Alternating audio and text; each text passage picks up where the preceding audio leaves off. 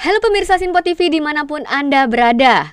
Jumpa lagi dengan saya Patricia Andreas dalam program yang akan membahas berbagai inspirasi dan juga motivasi bersama para narasumber yang hebat, luar biasa, dan profesional. Inilah Inspiracast, inspirasi tanpa batas.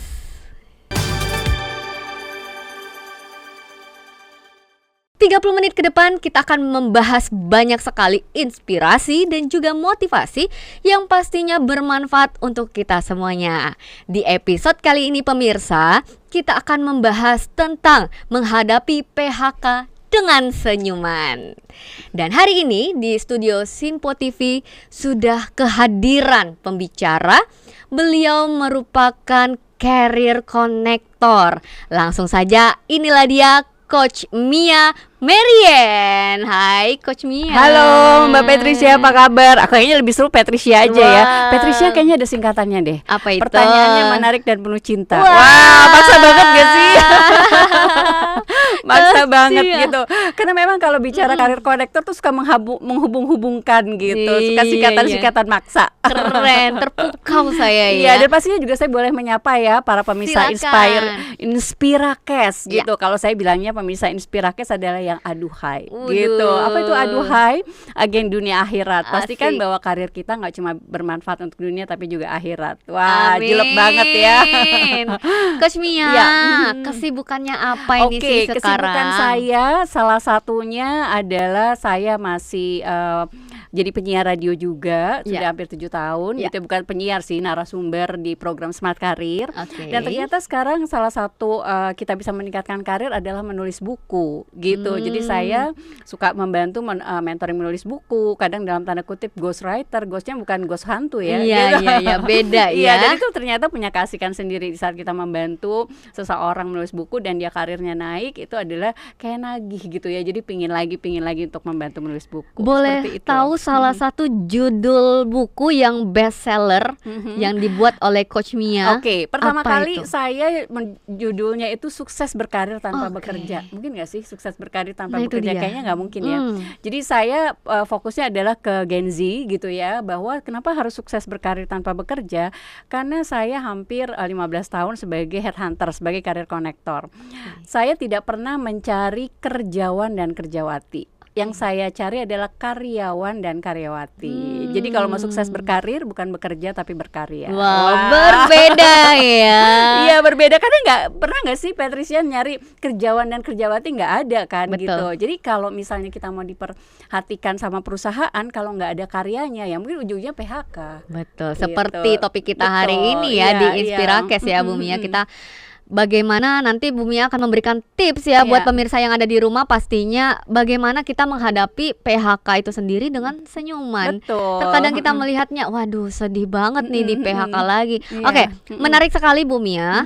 Coach Mia, sebelum kita melaju ke depan ya tentang pembahasan PHK ini saya mau tahu dulu fenomena yang terjadi sekarang ya, bisa kita lihat di berita-berita ya, terus juga news pastinya bahwa mencari kerja gak segampang itu kayak judul lagu ya. Banyak kesulitan yang terjadi pastinya untuk mencapai keinginan menjadi seorang karyawan ataupun karyawati yang sudah disebutkan oleh Coach Mia tadi. Bagaimana tanggapan Coach Mia terhadap fenomena kesulitannya seseorang untuk mendapatkan pekerjaan? Silakan Coach. Kesulitan mendapatkan pekerjaan menurut saya startnya adalah generation gap gitu ya. Mungkin zamannya saya waktu lulus kuliah itu sudah banyak lapangan pekerjaan, bank bertumbuh dengan banyak gitu ya, dengan besar. Terus semua orang ingin menjadi pegawai negeri karena dapat pensiun dan lain-lain. Tapi setelah anak-anak kita gitu ya, itu kan akhirnya fokusnya adalah ke digital. Nah, sekarang ini bekerja itu nggak seperti jadul zaman dulu gitu. Kalau dulu kan kalau namanya bekerja tuh ada absennya, ada baju seragamnya, ada jam kerjanya gitu. Tapi kalau sekarang kan nggak seperti itu. Dan biasanya ini mohon maaf kalau saya koreksi, biasanya itu startnya mencari kerja itu bukan keinginan anaknya, bisa jadi keinginan orang tuanya, karena orang tuanya kan saya udah kuliahan kamu udah banyak gitu ya, udah lama, balikin dong uangnya dengan kamu bekerja gitu. Ada keinginan terselubung ya. Keinginan terselubung gitu. Padahal saya sudah bilang bahwa sekarang bisa jadi anak-anak pakai kaos celana pendek aja dapat uang gitu, karena kan era digital itu sekarang bisa jadi hobi yang dulu kita anggap ini kayaknya dulu nggak mungkin deh fotografer tuh jadi profesi gitu, tapi sekarang bisa jadi profesi. Dan sekarang juga saya merekrut dulu mungkin posisinya yang common ya, administrasi, accounting, sekretaris gitu ya. Tapi sekarang tiktokers, influencer, youtuber yang mungkin di awalnya nggak ada tuh gitu posisi itu. Jadi kita juga sebagai orang tua perlu juga membuka mata bahwa era digital itu nggak harus kita bekerja di perusahaan.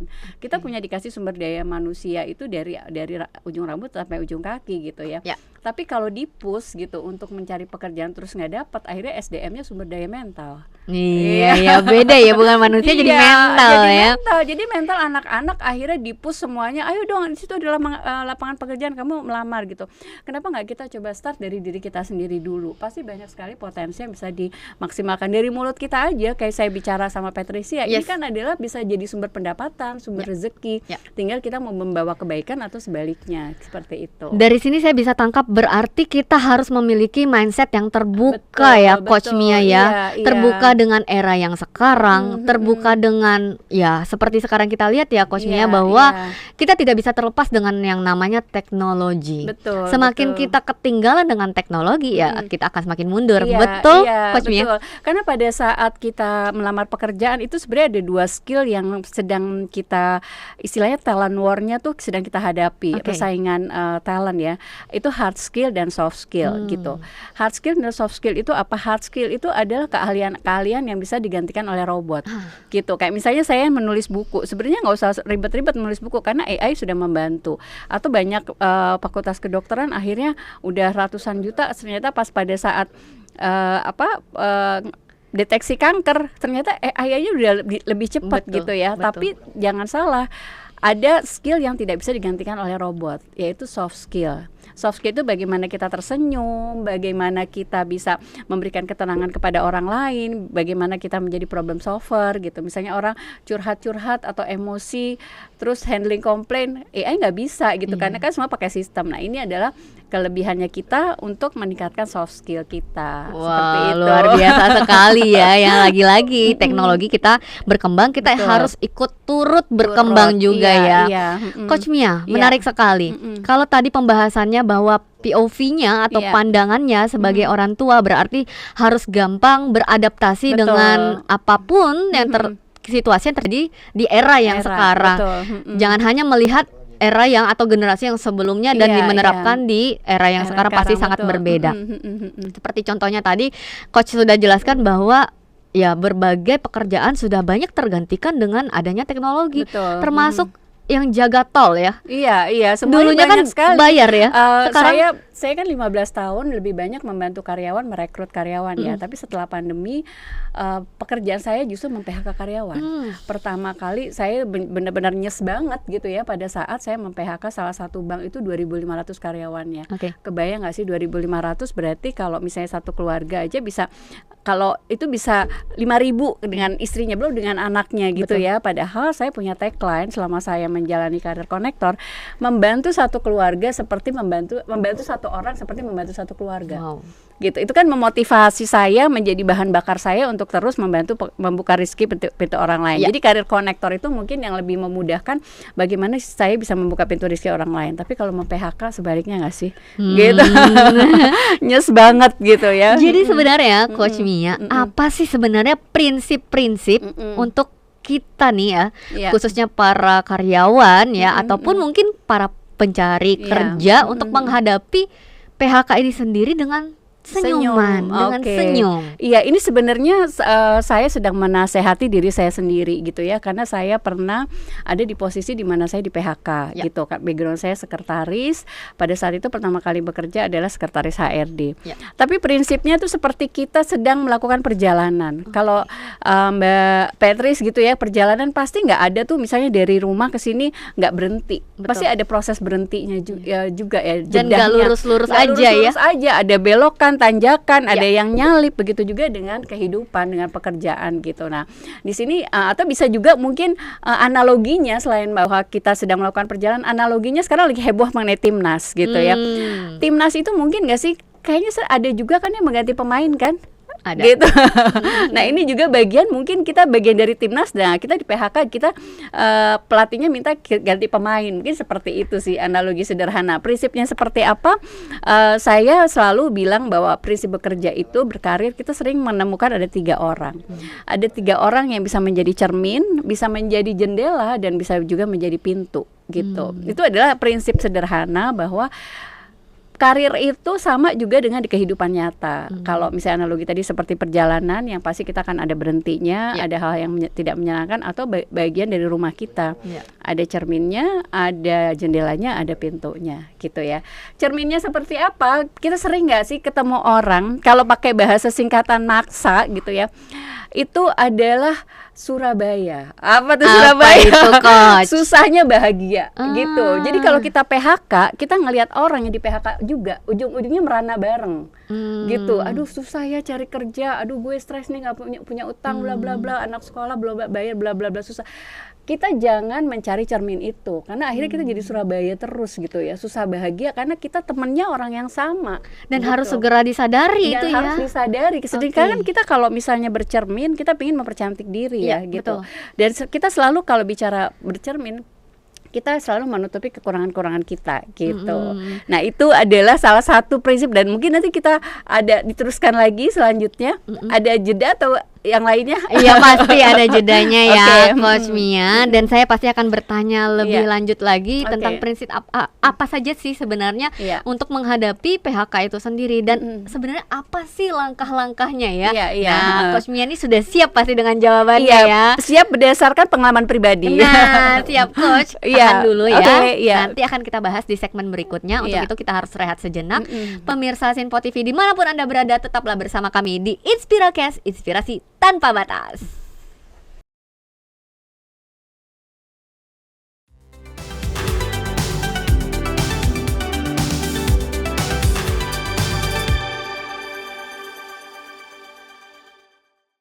Kembali lagi di Inspiracast, inspirasi tanpa batas. Nah, pemirsa, kita masih membahas tentang PHK ya. Namun kita harus hadapi dengan senyuman ya, dengan tersenyum. Sudah hadir juga pastinya Coach Mia nih. Kalau dari segmen sebelumnya kita sudah membahaskan prinsip-prinsip tadi ya. Salah satunya adalah dengan mirroring.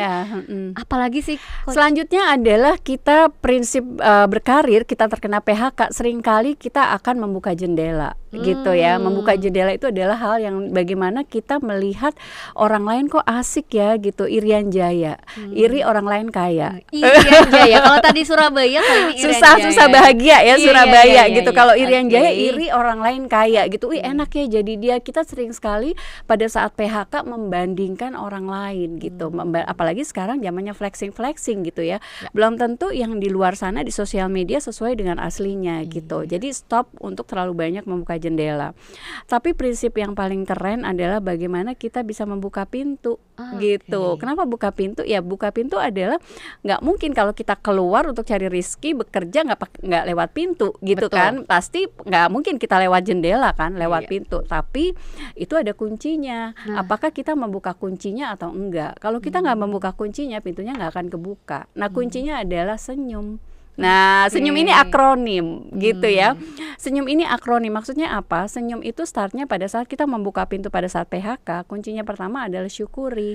S-nya adalah syukuri gitu. Karena syukuri itu kalau di Islam juga akan ditambah lagi rezekinya gitu. Jadi kalau syukuri itu mungkin kalau kita pakai rumus ERO, ada ERO-nya tuh E-nya event, terus R-nya respon, terus O-nya outcome. Kalau misalnya eventnya kita di PHK tapi responnya positif, outcome-nya positif gitu. Tapi kalau sebaiknya PHK responnya negatif, pasti outcome-nya juga negatif gitu. Nah, itu syukuri adalah yang pertama.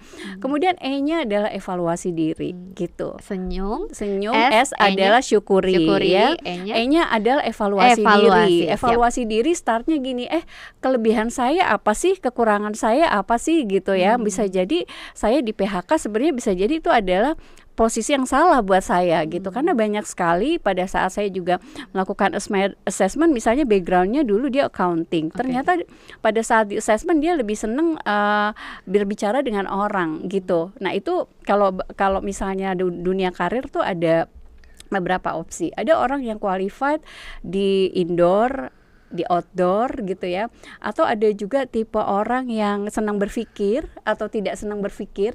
Nah biasanya kalau yang ngomong kayak saya ini nggak suka berpikir, pokoknya ngomong aja dulu gitu. Tapi sebaliknya suka berpikir, nggak ngomong-ngomong, berpikir terus gitu kan. Nah itu kan bisa saling melengkapi. Atau ada juga tipe orang yang dari sisi leadershipnya, ada tipe orang yang senang memerintah, senang di atas, atau senang yang di tengah, senang bernetworking, atau justru senang yang di bawah, senang melayani. Nah itu assessment sederhana gitu. Jadi pada saat evaluasi diri kita lihat, kelebihan saya apa ya. Sekarang banyak banget assessment yang bisa mengevaluasi diri, entah talent DNA, talent mapping, DISC, MBTI, banyak sekali. Kalau punya uang ya tinggal bayar, kalau enggak bisa free. Dari situ kita bisa paham, kekuatan saya apa. Jadi siasati kekuatan, siasati keterbatasan, dan maksimalkan kekuatan. Jadi gitu. harus kenali diri sendiri dulu, evaluasi diri gitu. Misalnya ini Mia, siapa nih Mia, Patricia siapa nih Patricia gitu ya. Karena setiap orang pasti punya kelebihan dan kekurangannya masing-masing ya Coach ya. Iya gitu. Selanjutnya adalah senyum tadi, S-nya syukur.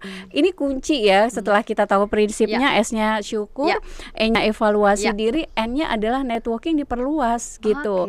Nah networking diperluas, jangan cari orang-orang yang tipe cermin atau yang tipe jendela gitu, tapi carilah tipe-tipe yang pintu, yang bisa memberikan banyak kesempatan.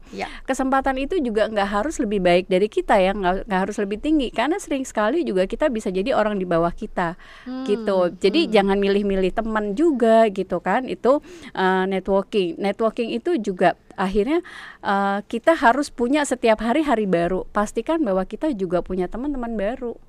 Banyak kan kita di WA cuma sekedar online hai gitu, tapi nggak pernah japri siapa sih dia sebenarnya gitu ya. Itu pastikan. Kalau saya memang karena karir konektor adalah modalnya adalah networking, jadi setiap hari saya punya target minimal menyapa orang baru gitu. Jadi butuh yang ada yaitu koneksi connecting people gitu ya. Jadi pada saat kita menyapa orang baru, bisa jadi pintu rezeki ada di dia gitu kan. Kalau di Islam juga silaturahmi itu membuka pintu rezeki juga gitu ya. Oke, selanjutnya saya S-nya udah ya. S-nya senyum, syukur, E-nya evaluasi diri, N-nya networking diperluas.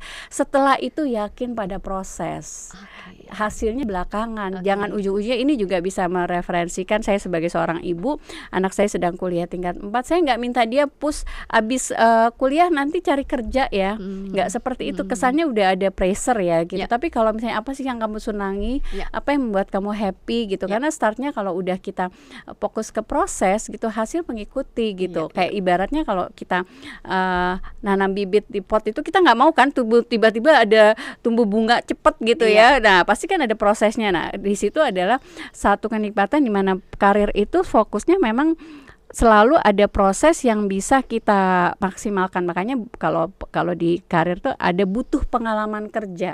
Jadi butuh pengalaman kerja kan bukan langsung ujuk-ujuk dia jadi manajer. Pasti ada proses di mana dia jadi manajemen trainee, supervisor, bla bla bla. Itu adalah investasi yang menurut aku kita nggak selalu bicaranya adalah memanfaatkan waktu ya, tapi justru menginvestasikan waktu gitu. Proses hasil tuh keren banget.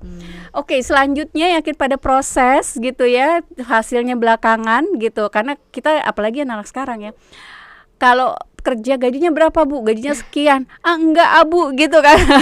Gaji padahal itu adalah bisa jadi ngetes nih si rekruter ngetes gitu. Oke. Selanjutnya adalah bicaranya senyum. Kembali lagi saya ngingetin nih untuk pemirsa Inspirecast ya. S-nya syukur, evaluasi diri, networking, yakin pada proses. U-nya adalah ubah pola pikir gitu. Ubah pola pikir tuh kayak kita saklar listrik. Kita mau on atau off gitu. Kalau PHK lebih sering tuh ubah pola pikir kita jadi off. Kayaknya tuh istilahnya dunia tuh udah kiamat, nggak ada kesempatan. Padahal bicara ubah pola pikir, pastikan PHK ini adalah satu kesempatan. Banyak tokoh-tokoh terkenal itu yang ngehits justru setelah mereka di PHK. Contohnya siapa? Walt Disney. Walt Disney itu justru di PHK dulu baru dia terkenal gitu ya. Atau Stephen Jobs. Stephen Jobs itu kan di PHK dulu kan gitu. Atau J.K. Rowling. J.K. Rowling penulis Harry Potter. Ada Oprah Winfrey, itu dari luar. Banyak sekali di Indonesia pun kayak gitu. Jadi bukan berarti di PHK tuh akhir dari segalanya. Jadi ubah pola pikir bahwa PHK ini adalah kesempatan kita untuk bertumbuh gitu ya. Jadi nggak perlu takut ya tentang adanya proses itu tadi ya. Iya, seperti itu. Dan ini saya alami sendiri gitu. Jadi pada saat saya di PHK jadi sekretaris yang teman-teman saya pada nangis bombay gitu ya. Tapi saya bilang yes gitu, karena akhirnya kesempatan saya pada saat saya udah nggak bekerja di kantor, saya bisa jadi penyiar radio, saya bisa nulis buku gitu ya. Saya bisa bernetworking dengan orang luas gitu. Dan selanjutnya adalah bicaranya terakhir M gitu ya. M ini kan bisa miliaran, bisa ember, bisa apa ya. banyak ya. Pastikan bahwa M-nya ini menata masa depan. Menata masa depan itu harus ada smart goal. Jadi pada saat aku di PHK, aku buat tuh spesifiknya. Saya mau ngapain nih setiap harinya. Setiap harinya saya mau menyapa satu orang yang sedang bekerja gitu. Jadi saya akan ungkapkan bahwa saya lagi nggak bekerja, apa yang bisa saya bantu gitu ya. Oke, S-nya smart goals lah ya, menata masa depannya dengan smart goal. Saya tulis tuh spesifik apa yang saya lakukan. Setelah itu measurable, apa yang memang memungkinkan. Jadi nggak usah misalnya saya mau usaha, aduh nggak punya modal, yang nggak punya. Padahal pentingnya adalah niatnya dulu gitu kan. Oke, setelah itu aku melakukan, kalau sudah bicara spesifik setiap harinya saya melakukan apa. Measurable kan kalau ibarat kantor juga ketahuan kan. Kalau kantor setiap hari kita melakukan apa tuh udah spesifik, measurable gitu.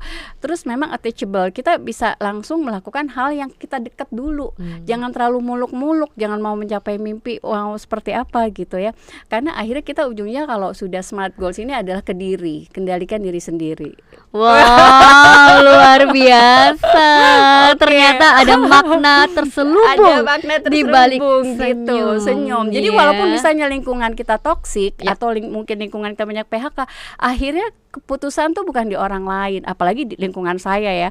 Itu banyak banget orang curhat, ngeluh, ngomongin keburukan gitu ya. Tapi karena saya punya smart goals gitu ya, saya juga punya timetable-nya gitu. Maksudnya saya mau sampai kapan ya harus seperti ini. Saya harus punya achievement, harus punya prestasi, harus punya deadline. Ibarat kita nulis punya goals buku, betul. Nah, akhirnya sampai sekarang pun saya dengan happy, dengan senyum walaupun PHK gitu. Luar biasa sekali, sangat menginspirasi Coach Mia. Untuk itu seperti biasa Coach, kalau di Inspirakes ini selalu berbagi tips Saya mau dengar 3 tips dari Coach Mia untuk pemirsa yang ada di rumah pastinya, bagaimana hadapi PHK dengan senyum. Tips yang pertama Coach Mia. Pertama adalah pastikan bahwa menghadapi PHK itu dengan senyum. Memang kita tidak bisa menolak kenyataan pahit. Tapi pertama adalah kita mendesain diri kita untuk menerima dulu gitu ya. Menerima kondisi keadaan, pastikan dengan syukur gitu ya. Selanjutnya kita bisa memproses proses waktunya tadi yang saya bilang, jangan fokus ke hasilnya dulu gitu, tapi proses aktivitas yang lebih produktif. Selanjutnya kita bisa memanfaatkan waktu kita dengan smart goals tadi, dengan merencanakan masa depan supaya kita menjadi lebih kuat dan bahagia dan terus bertumbuh. Semoga bermanfaat ya Patricia. Luar biasa sekali Coach Mia untuk 3 tips berikut yang tadi ya, dengan senyuman yang ternyata punya makna terselubung di dalamnya. Luar biasa. Saya melihat Coach Mia dengan senyum aja saya terbawa emosi untuk senyum ya. Coach Mia, saya mau dengarkan quotes of the day-nya untuk pemirsa yang di rumah. Coach Mia silakan. Baik, pastikan bahwa PHK itu bukan akhir dari segalanya, tapi justru kesempatan kita untuk kembali lagi bertumbuh dan berkarya. Bertumbuh dan berkarya. Luar biasa. Terima kasih Coach Mia. Luar biasa. Waktu kita nggak terasa ternyata sudah sampai di penghujung 30 menit ini. Coach Mia, boleh di lain kesempatan kita bertemu lagi. Boleh, dengan kita senang membahas hati lagi tentang karir di mana semua orang pasti butuh cuan. Terima kasih ya Coach Mia. Terima kasih Patricia kesempatannya. Demikianlah Inspirakes, inspirasi tanpa batas. Selalu saksikan program Inspirakes setiap Senin hingga Jumat pukul 15.00 waktu Indonesia Barat. Saya Patricia Andreas pamit undur diri, sampai jumpa dan salam inspirasi.